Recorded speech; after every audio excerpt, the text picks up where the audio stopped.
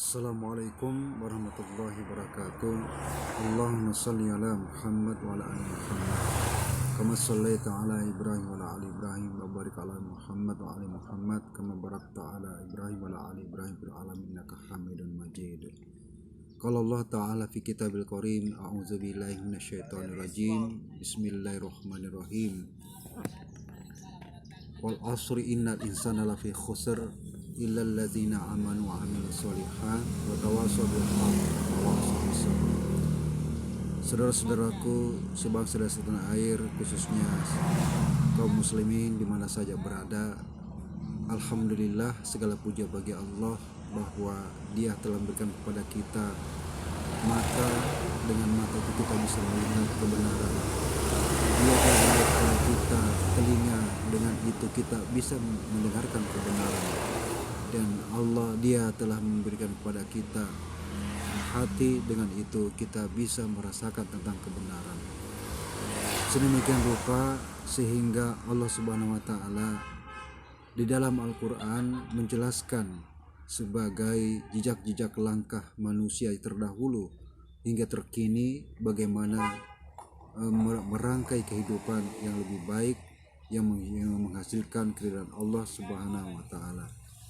Bahwasanya demi masa sesungguhnya manusia berada dalam satu kerugian kecuali orang-orang yang beriman dan beramal soleh, yang mana pada masa imannya itu mereka beribadah sedemikian rupa kepada Allah Subhanahu wa Ta'ala sehingga dia mendapatkan insya Allah apa yang menjadi suatu target kehidupannya, yaitu kebahagiaan dunia dan kebahagiaan akhirat, dan dijauhkan dari api nerakanya.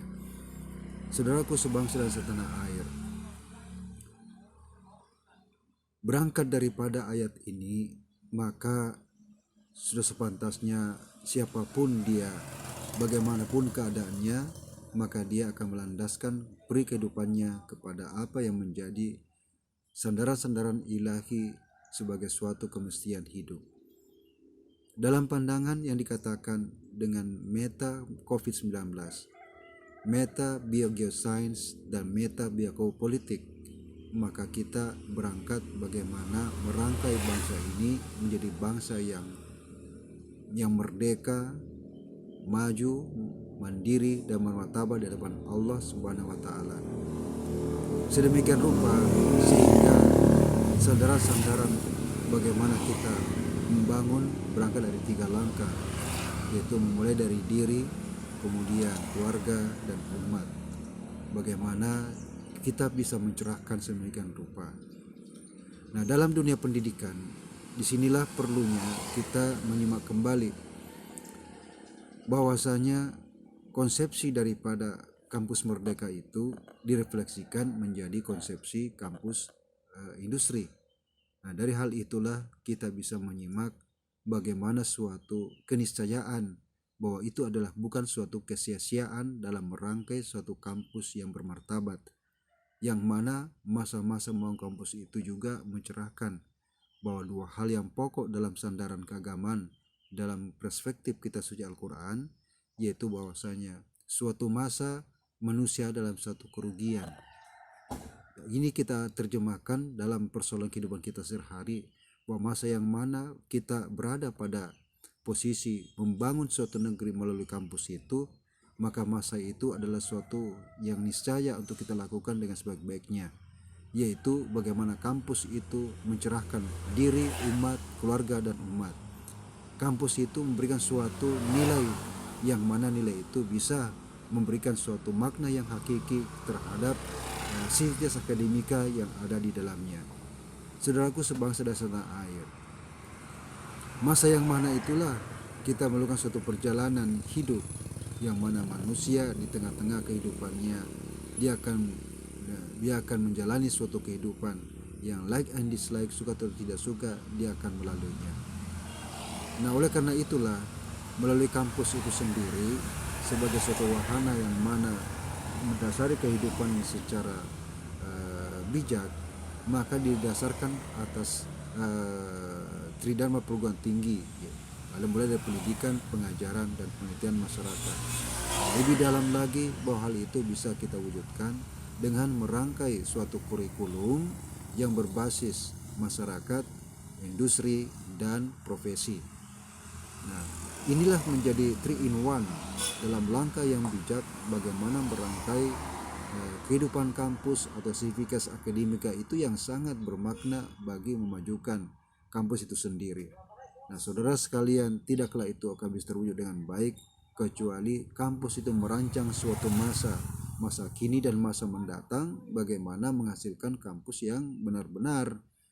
Saya bermimpi mudah-mudahan itu terwujud ketika adik-adik kita mahasiswa setelah usai kuliah, selain dia mendapatkan ijazah, dia juga mendapatkan tulisan-tulisan internasional, juga dia mendapatkan dividen daripada usaha yang dia karyakannya sendiri. Dari 15.000 riset contohnya, tahun 2015 yang lalu saya melakukan bahwa hanya 27 riset saja yang masuk dalam industri. Jadi tidak cukup 1%. Ini bisa dikatakan adalah innalillahi wa inna ilaihi rajiun. Bahwa kurikulum ini tidaklah berbasis kepada kurikulum untuk menciptakan industri. Artinya apa? Ini adalah suatu tantangan terberat bagi kampus sendiri, bagaimana kita merangkai suatu kampus dengan cita-cita bagaimana bisa menghasilkan industri. Sebab dengan industri itu tentu akan banyak menyerap, mulai daripada keilmuan, mulai dari persoalan finansial hingga persoalan SDM itu sendiri, sehingga majunya suatu bangsa itu terletak dari bagaimana majunya industri. Dan majunya suatu industri, suatu bangsa itu tergantung dari bagaimana aplikasi dari ilmu yang benar-benar tercerahkan, benar-benar terterapkan dalam dunia yang nyata. Bukan hanya dunia rak buku disimpan sedemikian rupa sehingga hanya sekedar menghias perpustakaan itu sendiri. Nah, demi masa yang mana kampus itu bisa benar-benar mencerahkan, demi masa yang mana kampus itu memberikan suatu nilai yang sangat berarti bagi diri, keluarga, dan umat. Nah, filsafat yang saya gunakan adalah meta bioscience, meta biopolitik, dan meta COVID-19. Nah, ini adalah suatu fundamental. Kalau saya istilahkan sesuai dengan apa yang Allah Subhanahu wa taala berikan, semua itu hidayah dari Allah Subhanahu wa taala, bahwa sebaik-baik manusia iman yang berjalan permukaan bumi ini adalah yang bisa mentafakuri dan mentadaburi ayat kauniyahnya dan ayat kuliahnya. Dengan demikian mereka selalu terbimbing oleh perintah Allah dan nasihat orang suci. Yang kedua adalah bahwa seluruh manusia dalam suatu kerugian. Nah, disinilah suatu fundamental bagaimana manusia yang merugi dan bagaimana manusia yang beruntung. Ini dalam perspektif kitab suci Al-Quran. Nah, kalau Mas Jokowi mengatakan bahwa perlunya ada Perpres yang mengatur untuk bagaimana investasi miras, maka persoalannya apakah itu tidak merugikan diri, keluarga, dan umat kita ini? Bukankah terlalu banyak orang yang sakit dengan minuman keras? Dan bukankah dengan minuman keras itu sendiri, kalau kita terjemahkan lebih dalam, apakah ada di antara sila-sila Pancasila itu yang sesuai? Hingga apakah ada dalam ayat-ayat suci, kitab suci yang telah Allah turunkan di permukaan bumi ini, mulai dari Adam alaihissalam hingga Muhammad sallallahu alaihi wasallam itu yang membolehkan namanya miras? Malaikat mana yang membolehkan itu? Ini juga persoalan yang fundamental.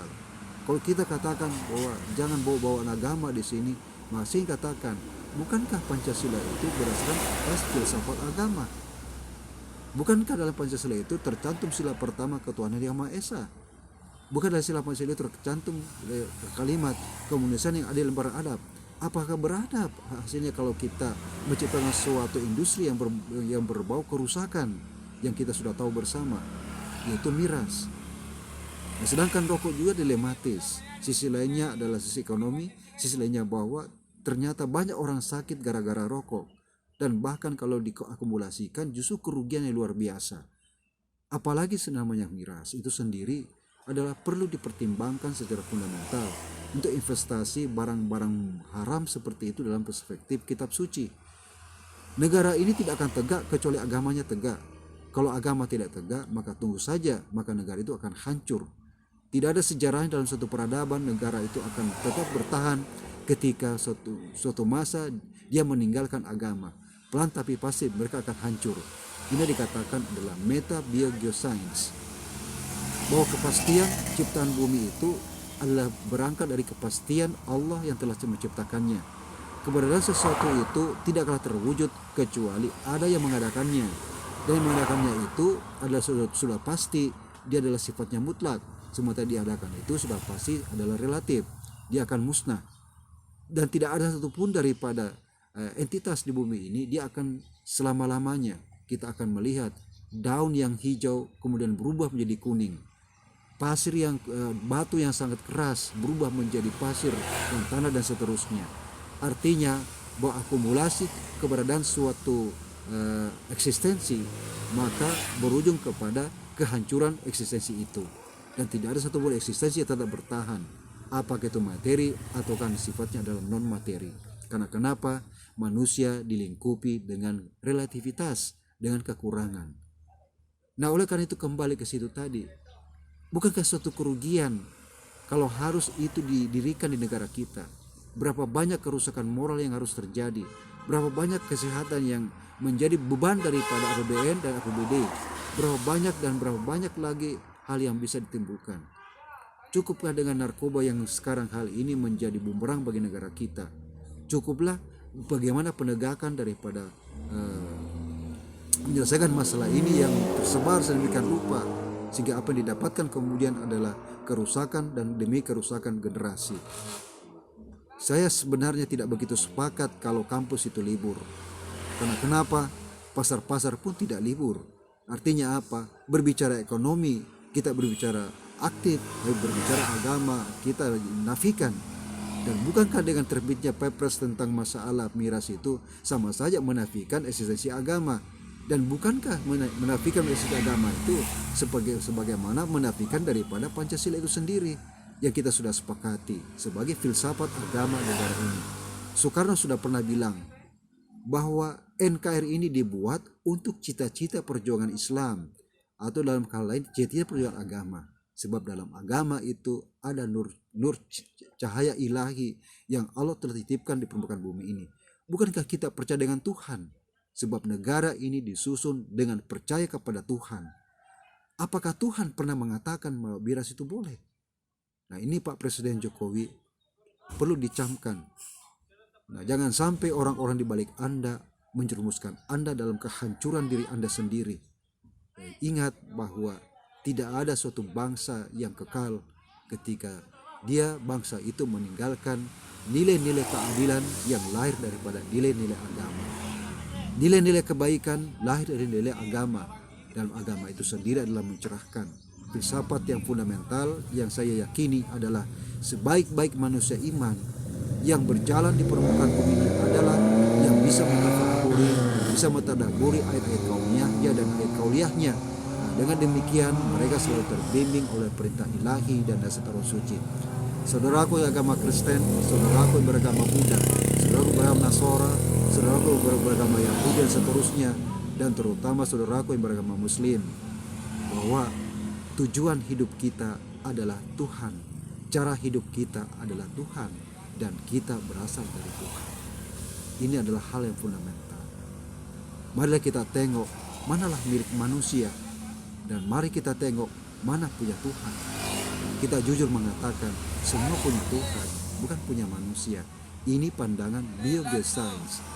Profesor William ketika mendengar tumbuhan itu berbicara dengan bahasa Arab, asyhadu an la ilaha illallah wa asyhadu anna muhammadar rasulullah, maka pada saat itu dia takjub, ada apa sebenarnya? Sehingga dia tanya saudaranya Muslim, bahwa apakah ini memang tumbuhan itu bisa berbicara? Maka Muslim itu mengatakan bahwa memang betul dalam keyakinan agama kami bahwa tumbuhan itu berbicara. Setiap segala sesuatu itu bertasbih kepada Allah. Nah, akhirnya pada suatu ketika Profesor William itu dia setelah menyampaikan bagaimana kuliah secara umum, maka dia menyatakan secara umum bahwa pada akhirnya manusia bahwa pada akhirnya Profesor William itu setelah dia memberikan ceramahnya dalam satu kaidah, dia mengatakan bahwa setelah saya menyampaikan bahwa saya mendengar bahwa ini benar-benar adalah suara tumbuhan yang mengakui tentang keesaan Allah, esasnya Allah, maka saksikanlah wahai saudaraku, saya menjadi muslim. Demikian yang bisa saya sampaikan sebagai suatu prolog bahwa bagaimana kita menafsirkan kitab suci Al-Quran itu sesuai dengan kebenaran. Wabillahi taufiq wal hidayah. Wassalamualaikum warahmatullahi wabarakatuh.